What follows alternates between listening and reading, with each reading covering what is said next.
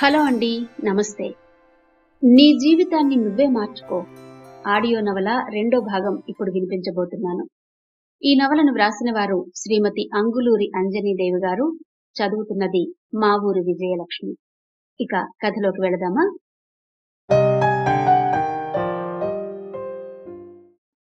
అన్నీ తెచ్చిపోయడానికి నీకేమైనా తెలియకుండానే నన్ను చేసుకున్నావా? అన్నీ తెలిసేగా చేసుకున్నావు అంది అమూల్య. కదా, అందుకే నువ్వు కూడా ఇప్పుడు కాంప్రమైజ్ అయి ఉండు, లేదంటే నీ ఇష్టం అంటూ మొబైల్ పట్టుకుని నొక్కుకుంటూ బాల్కనీలోకి వెళ్లాడు సునీల్. కొద్ది రోజులు గడిచాక సునీల్ డైనింగ్ టేబుల్ దగ్గర కూర్చుని ఒక చేత్తో తింటూ ఒక చేత్తో మొబైల్ చూసుకుంటున్నాడు. అమూల్యకు అది నచ్చలేదు. తింటూ మొబైల్ చూడ్డం దేనికి అంది.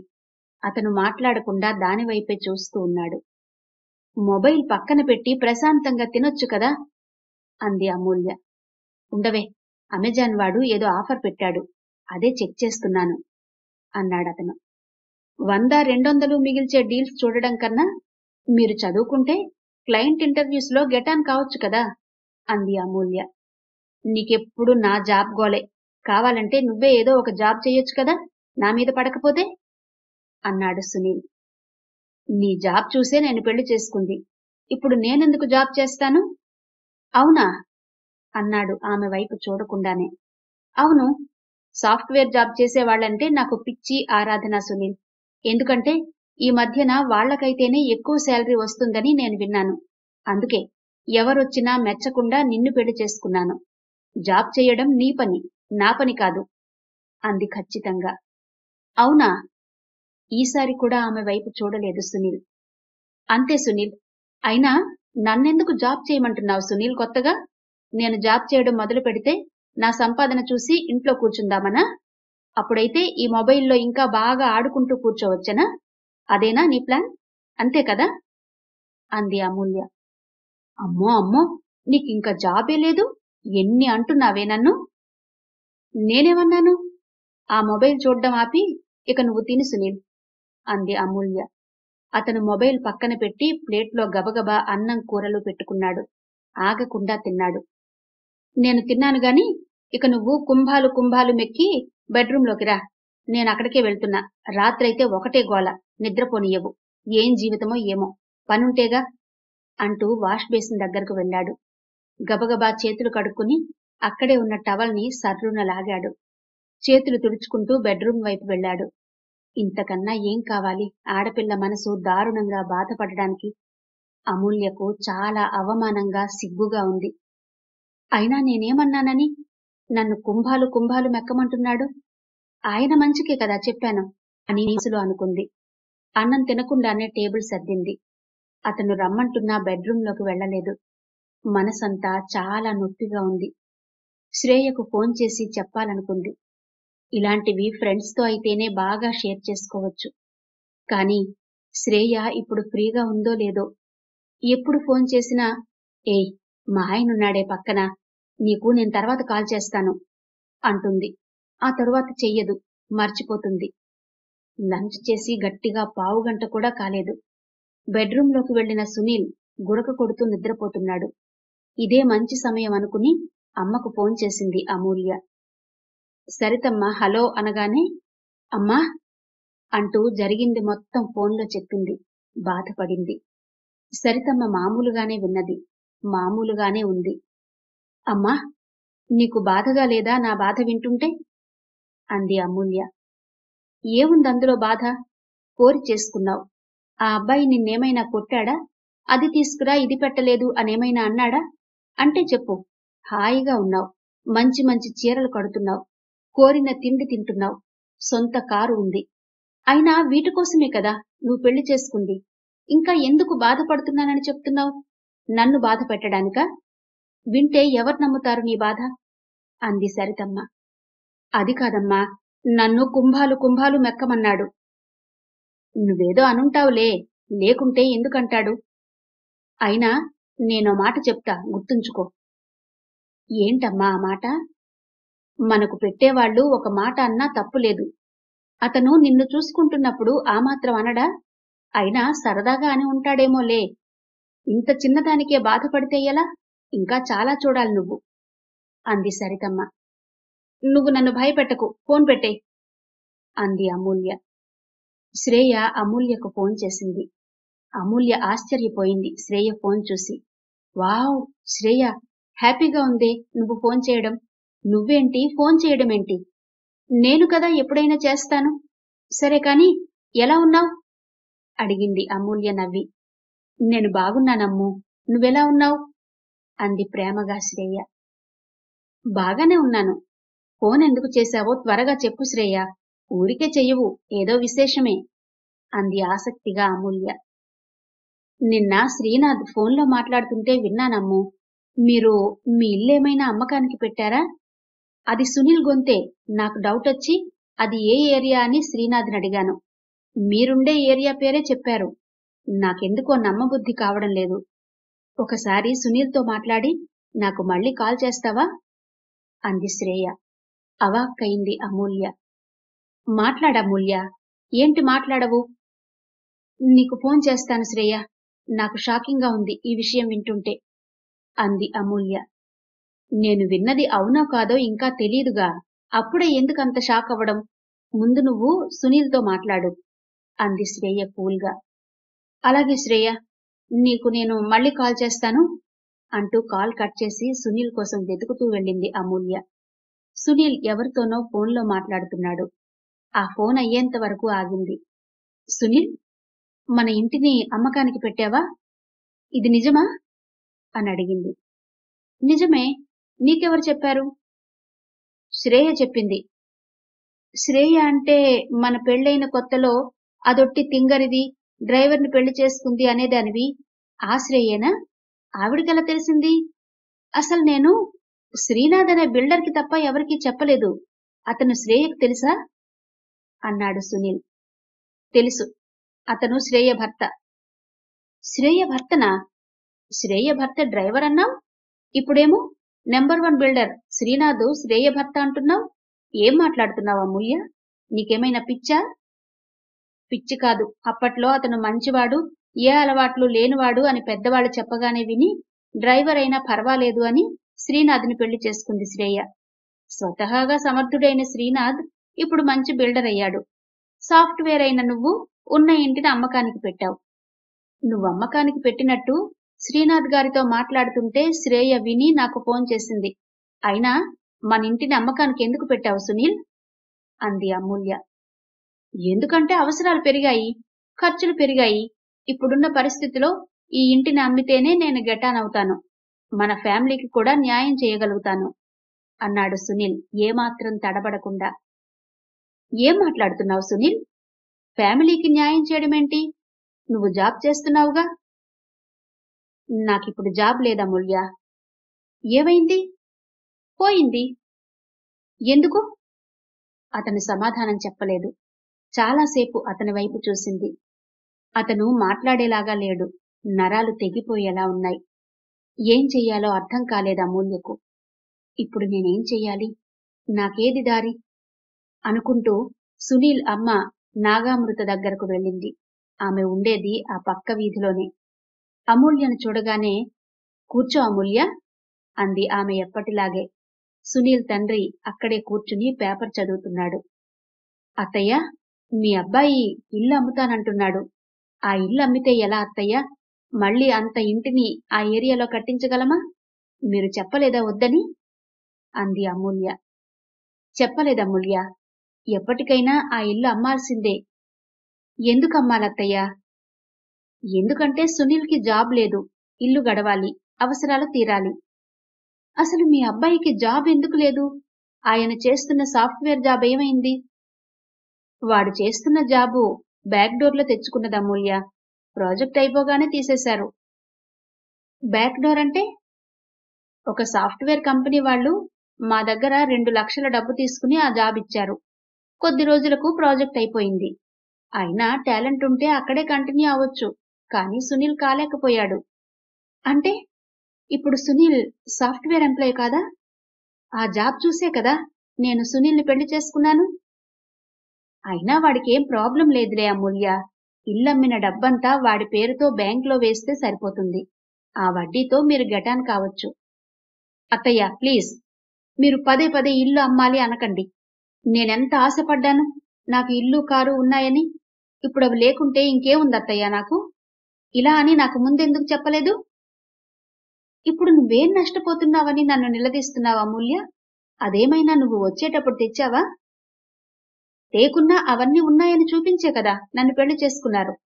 ఇలా అని నాకేం తెలుసు? నేనింకా ఏమో అనుకున్నాను. మీ అబ్బాయికి జాబ్ ఉండదని మీకు ముందే తెలుసన్నమాట. తెలుసు. ఉంటే నిన్నెందుకు చేసుకుంటాం? బాగా డబ్బున్న అమ్మాయినే చేసుకునేవాళ్ళం. డబ్బెవరికి చేదు? అందావిడ. మాట్లాడలేకపోయింది అమూల్య. వెంటనే లేచి ఇంటికెళ్ళింది. ఆ రాత్రంతా నిద్రపోకుండా ఆలోచిస్తూ పడుకుంది. ఉదయాన్నే సునీల్కి టిఫిన్ పెడుతూ, సునీల్, నీకో విషయం చెప్తాను, వింటావా? అంది అమూల్య. ఎందుకు వినను, చెప్పు అన్నాడు సునీల్. మధ్యలో అడ్డు చెప్పవుగా? అసలేం చెప్పాలనుకుంటున్నావు? ఇల్లు అమ్మడం కొద్ది రోజులు ఆపు సునీల్. ఆపి ఏం చెయ్యాలి అమూల్య? నువ్వేమీ చెయ్యొద్దు. నేను జాబ్ చేస్తాను. నీకు జాబ్ ఎప్పుడు రావాలి? అప్పటి వరకు ఏం తినాలి? అదంతా నేను చూసుకుంటాను. ఇల్లు మాత్రం అమ్మకండి. కారు అమ్మేశాను, ఈ విషయం తెలుసా నీకు? అన్నాడు సునీల్. చెబితేగా తెలిసేది. అసలు ఈ ఇంట్లో ఏం జరుగుతుందో అర్థమే కావడం లేదు అంటూ తల పట్టుకుని కూర్చుంది అమూల్య. అమూల్య వైపు చూశాడు సునీల్. ఏంటలా అయ్యావు? అదేదో జరగరానిది జరిగినట్టు. నాకు చాలా రోజుల నుండి శాలరీ రావడం లేదు. కారు అమ్మకపోతే ఎలా గడుస్తుందనుకున్నావు? బయట ఫ్రెండ్స్ని అడిగి తెమ్మంటావా? అలా ఎన్ని రోజులు ఇస్తారు ఫ్రెండ్స్? అసలు ఇదంతా వింటుంటే తల తిరిగిపోతోంది సునీల్. కారులో తిరక్కపోయినా కారుందని చెప్పుకోవడం ఎంత గొప్పగా తృప్తిగా ఉండేది. ఇక ముందలా చెప్పుకోగలనా? ఇక ఎప్పటికీ చెప్పుకోలేనేమో కదా. అది పెద్ద ప్రాబ్లమా నీకు? అన్నాడు సునీల్. లేదు సునీల్, డైజెస్ట్ కావడం లేదు. కడుపు నిండితే అలాగే ఉంటుంది. కష్టపడితే కదా డైజెస్ట్ అయ్యేది. తెచ్చి పెడుతుంటే అర్థం కాదు. ఇంటి ఖర్చులకి డబ్బు లేకనే కదా కారమ్మాను. సరదాకి కాదు కదా. అయినా నీ గోలేంటి నాకు? నన్ను ప్రశాంతంగా ఉండనియ్యవా? అన్నాడు సునీల్. ఇది ప్రశాంతత? జాబ్ పోతే ఇంకో జాబ్ కోసం ట్రై చేయలేవా? కోర్సులు నేర్చుకోలేవా? కోచింగులు తీసుకోలేవా? అదంతా వదిలేసి కారు అమ్మేస్తావా? చచ, ఇలాంటి పని చేస్తావనుకోలేదు అంది అమూల్య. నువ్వు చెప్పేవన్నీ చేసే ఓపిక నాకు లేదు. నన్నిలాగే ఉండని. కావాలంటే నువ్వు జాబ్ చెయ్యి. అది నీ ఇంట్రెస్ట్. దానికి నేనేమీ కాదన్ను అన్నాడు సునీల్. సరే, నేనే చేస్తాను. నాకు తెలియకుండా ఇల్లు అమ్మనని మాటివ్వు. అమ్మన్లే అన్నాడు సునీల్. సునీల్ టిఫిన్ తింటుంటే ఫోన్ పట్టుకుని గదిలోకి వెళ్ళింది అమూల్య. హలో అమ్మా అంటూ సరితమ్మతో ఫోన్లో మాట్లాడుతూ వెనక డోర్ తీసుకుని బాల్కనీలోకి వెళ్ళింది. సునీల్ చూడమ్మా, నాకు చెప్పకుండానే కారు ఎలా అమ్మేశాడో. ఇల్లు కూడా అమ్మమని శ్రీనాథ్ గారికి చెప్పాడట. ఇప్పుడు జాబ్ కూడా చెయ్యట్లేదు. అసలు ఆ జాబ్ కూడా బ్యాక్ డోర్లో తెచ్చుకున్నాడట. ఇవేమీ మనకు తెలియవు. ఒక్కొక్కటి తెలిసి కోలుకోలేకపోతున్నానమ్మా అంటూ జరిగింది మొత్తం చెప్పింది. బాధతో అమూల్య గొంతు పూడుకుపోయింది. నాక్కూడా వింటుంటే బాధగానే ఉందమ్ము. మరి ఆ పిల్లాడు ఇంత బద్ధకస్తుడనుకోలేదు. ఈరోజు ఆస్తులమ్ముతాడు, రేపు అవసరమైతే నిన్ను కూడా అమ్ముతాడు. ఆ బద్ధకం అలాంటిది. అయాచితంగా కష్టపడకుండా అన్నీ వచ్చేయాలి వాళ్లకు అంది కోపంగా సరితమ్మ. నువ్వు చెప్పింది నిజమే అమ్మా అంది అమూల్య. మనం ఇంకోటి కూడా తెలుసుకోలేకపోయాం అమూల్య. ఏంటమ్మా? అందరూ కలిసి ఒకే ఇంట్లో ఉండకుండా మీ అత్తగారు మామయ్య గారు పక్క వీధిలో ఎందుకుంటున్నారు? ఈ అబ్బాయి మాట వినని మనిషి మొండివాడు అయితేనే కదా.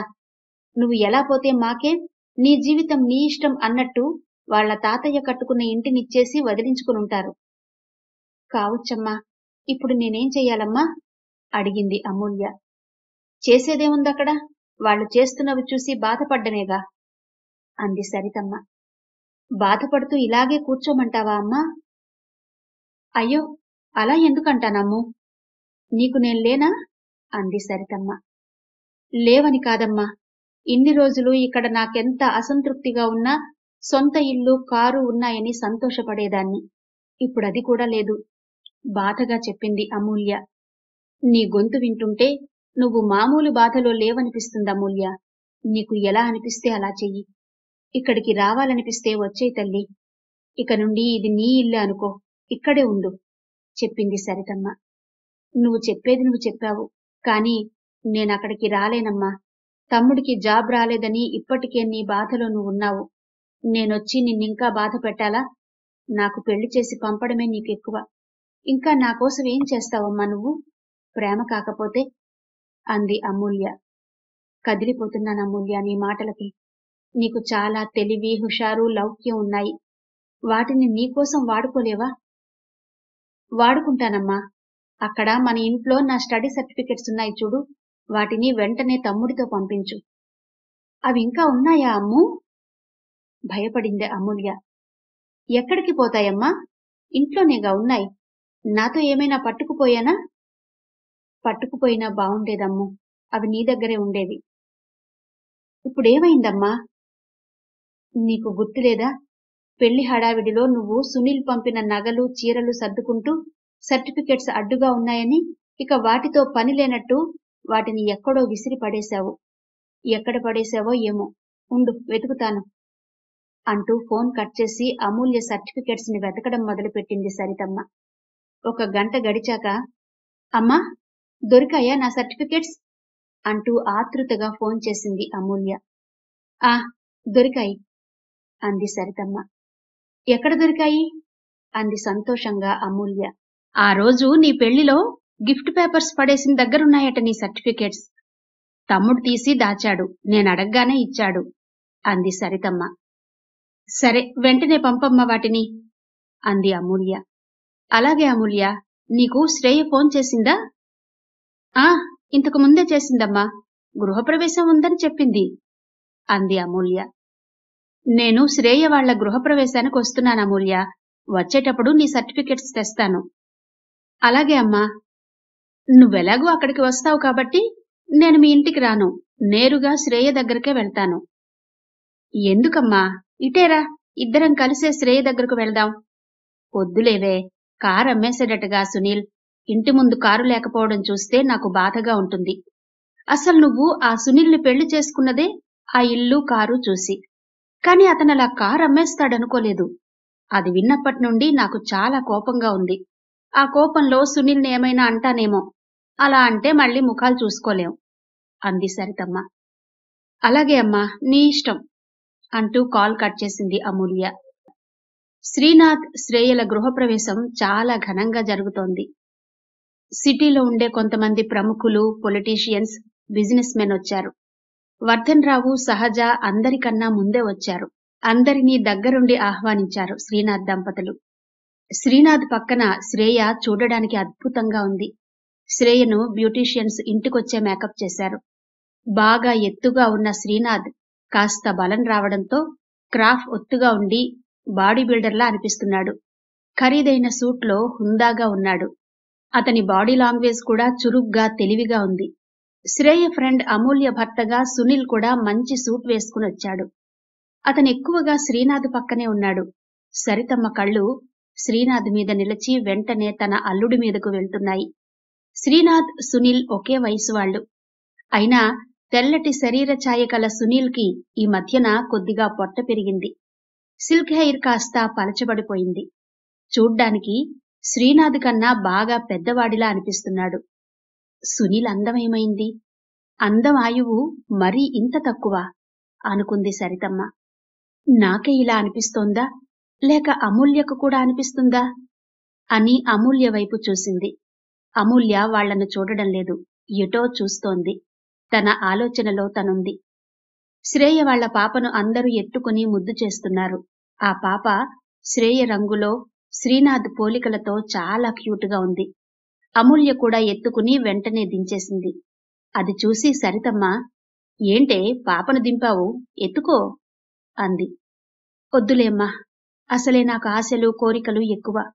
ఇప్పటికే నాకు నేనేంటో బాగా అర్థమైంది. ఇప్పుడు మళ్ళా నాకు అలాంటి పాప కావాలని సునీల్ వెంట పడ్డా పడతాను. అది కూడా ఒకసారయింది అంటూ బాధగా తలదించుకుంది అమూల్య. సరితమ్మలోని తల్లి మనసు బాగా ఇబ్బంది పడింది. అప్పటి వరకు అటూ ఇటూ తిరిగిన సహజ తన క్లోజ్ ఫ్రెండ్స్ కనిపించగానే వాళ్ల దగ్గరకు వెళ్లి కూర్చుంది.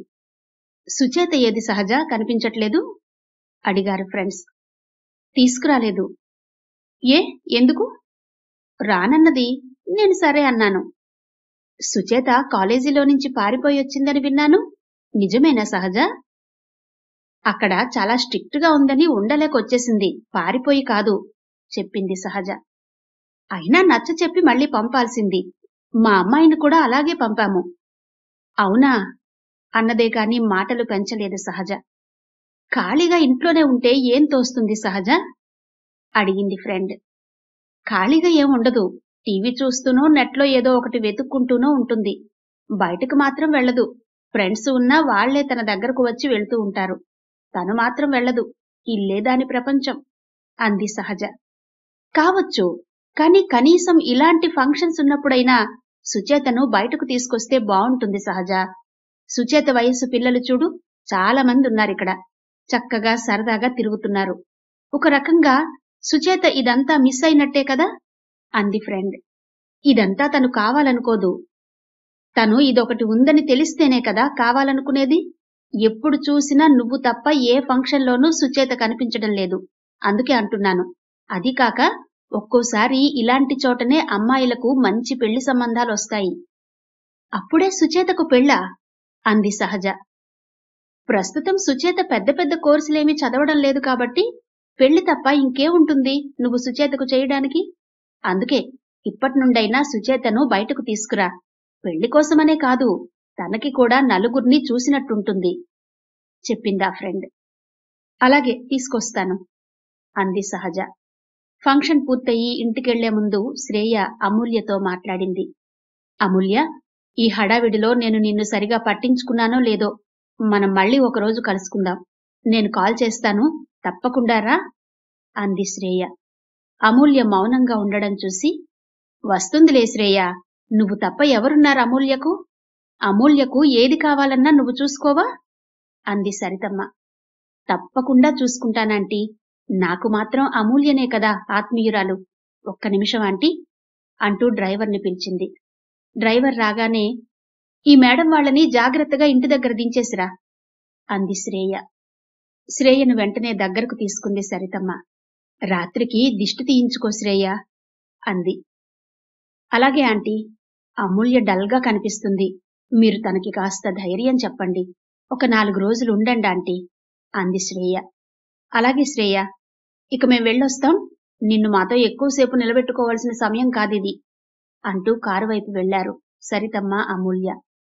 ఆ క్షణంలో అమూల్యను చూస్తుంటే నిరాశకు చీర కట్టినట్టుగా ఉంది.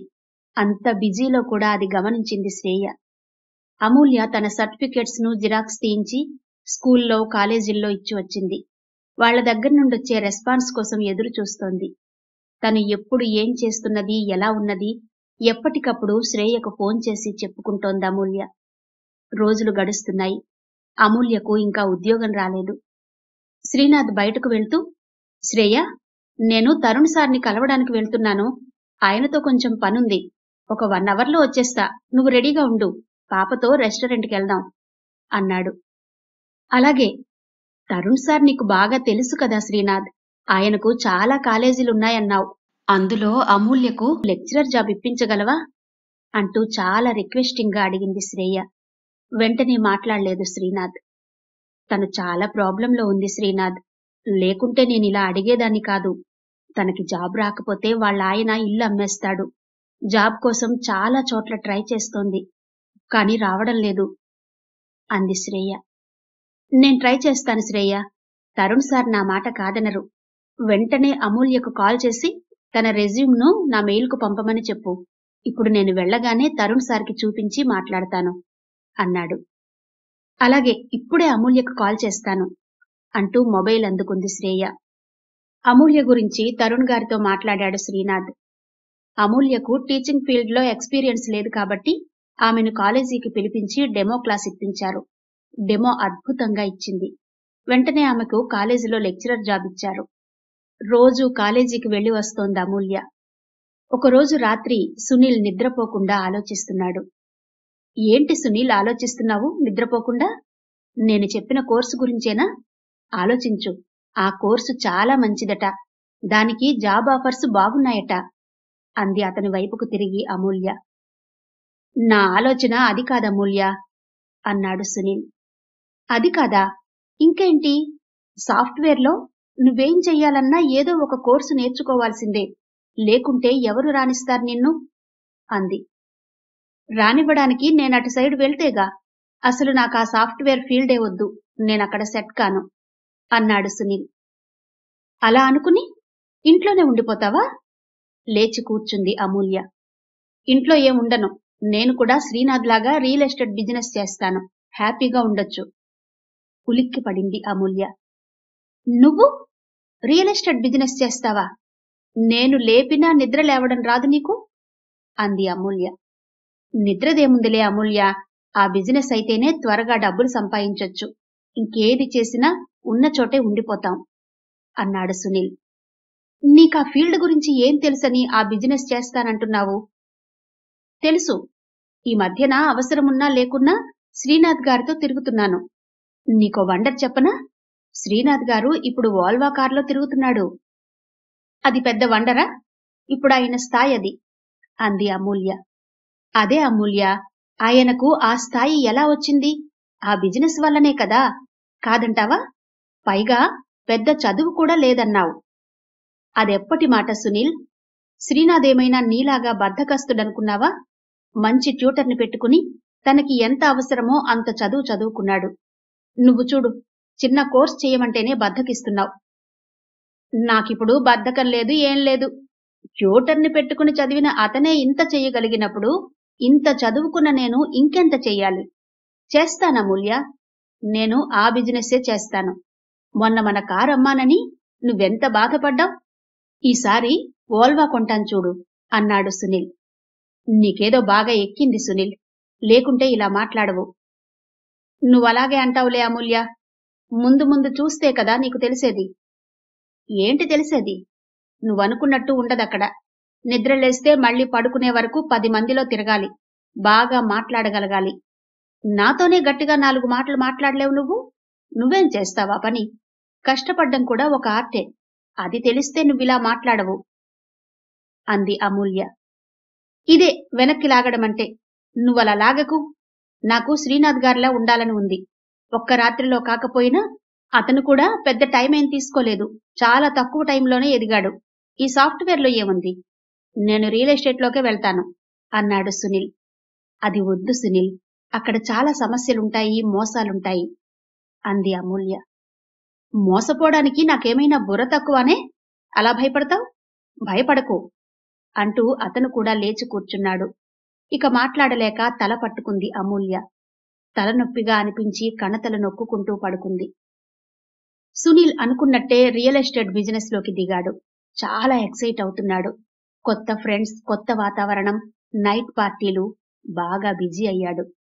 ఒకరోజు శ్రీహరి అనే ఫ్రెండ్ కలిసి, సునీల్, నాకో ఎకరం పొలం ఉంది, అది సరిగ్గా 3 అపార్ట్మెంట్స్ మధ్యలో ఉంది, దాన్ని నువ్వు అమ్మి పెట్టాలి, నీకా సైట్ ఇప్పుడే చూపిస్తాను అంటూ సునీల్ని తన కారులో ఎక్కించుకుని సైట్ దగ్గరకు తీసుకువెళ్లాడు. ఆ సైట్ అంతా చాలా ఉత్సాహంగా తిరిగాడు సునీల్. దీన్ని నేను తప్పకుండా అమ్మి పెడతాను శ్రీహరి అంటూ వెంటనే శ్రీహరికి హామీ ఇచ్చాడు సునీల్. ఇంటికొచ్చాక దాని గురించే బాగా ఆలోచించాడు. దాన్ని ఎవరికమ్మాలి, ఎవరైతే కొనగలరు అని ఫ్రెండ్స్ తో డిస్కషన్ చేశాడు. పర్వాలేదు, నువ్వా ల్యాండ్ నమ్మగలవు అని ఫ్రెండ్స్ ధైర్యం చెప్పారు. సునీల్ వెంటనే శ్రీహరికి ఫోన్ చేసి ఆ పొలానికి సంబంధించిన ఫైల్స్ మొత్తం తన హ్యాండ్ ఓవర్ చేసుకున్నాడు. తన సర్కిల్లో ఉన్న ఫ్రెండ్స్ కి ల్యాండ్ చూపించాడు. అందులో ఒక ఫ్రెండ్, నేను కొంటాను సునీల్ అంటూ ముందుకొచ్చాడు. ఆ విషయం శ్రీహరికి చెప్పగానే ముగ్గురు వెళ్లి ఒక హోటల్లో కూర్చున్నారు. సైట్ గురించి ఆ ముగ్గురి మధ్య డిస్కషన్ జరిగింది. శ్రీహరి 3.5 కోట్లు చెప్పాడు. 3 కోట్లకి ఫ్రెండ్ అడిగాడు. సునీల్ చాలా తెలివిగా 3,20,00,000కి రేటు సెటిల్ చేశాడు. కొంత టైం పెట్టుకుని అప్పుడే అగ్రిమెంట్ రాసుకున్నారు. అనుకున్న టైంకు రిజిస్ట్రేషన్ చేసుకున్నారు. ఆ రోజు సునీల్ కి 2 వైపుల నుండి పర్సంటేజ్ వచ్చింది. అంటే ఇద్దరూ కలిసి 6 లక్షలిచ్చారు. ఆ డబ్బుని బ్యాగ్లో పెట్టుకుని ఇంటికి తీసుకెళ్లాడు. ఇంటికెళ్లగానే చాలా ఆనందంగా అమూల్యను కాఫీ అడిగాడు. ఈ రోజేంటి చాలా హ్యాపీగా ఉన్నారు? ఏంటి సంగతి అంటూ కాఫీ ఇచ్చింది అమూల్య. సునీల్ కాఫీ తాగుతూ, శ్రీనాథ్ గారు వోల్వా కారు మాత్రమే కొన్నారమూల్య. నేను వోల్వా బస్సే కొంటాను. ఈ వ్యాపారం చాలా ఈజీ అంటూ తను శ్రీహరి ల్యాండ్ ని ఫ్రెండ్ కి అమ్మిన విషయం చెప్పాడు. దాని ద్వారా వచ్చిన డబ్బు చూపించి బీరువాలో పెట్టమన్నాడు. అమూల్య అతను చెప్పినట్టే చేసింది. అతనికేదో ఫోన్ రావడంతో మాట్లాడుతూ కూర్చున్నాడు. రాత్రికి డిన్నర్ అయ్యాక త్వరగానే నిద్రపోయింది అమూల్య. ఈ మధ్యన కాలేజీలోనే బాగా అలసిపోతోంది. రోజూ బస్లో వెళ్లే కన్నా స్కూటీ కొంటే వెయిటింగ్ ఉండదని శ్రేయ సలహా ఇచ్చింది. అందుకే శాలరీలో కొంత డబ్బుని స్కూటీ కొనడం కోసం దాచుకుంటోంది అమూల్య. మరో 3 రోజుల తర్వాత సునీల్ కి వేరే ఫ్రెండ్ ద్వారా కుమార్ అనే వ్యక్తి పరిచయం అయ్యాడు.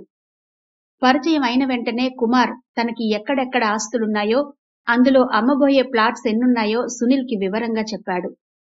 కుమార్, ఊరి చివరన నువ్వు అమ్ముతానన్న 3 ఎకరాల పొలం నేను కొంటాను. వేరే వాళ్ల కోసం కాదు, నా కోసమే అన్నాడు సునీల్. నీకోసమా? ఎందుకంత రిస్క్ సునీల్? రిస్కే ఉంది కుమార్. అంటే నా ఉద్దేశం వేరేం కాదు. ఇప్పుడిప్పుడే ఈ బిజినెస్ లోకి వచ్చానన్నావు.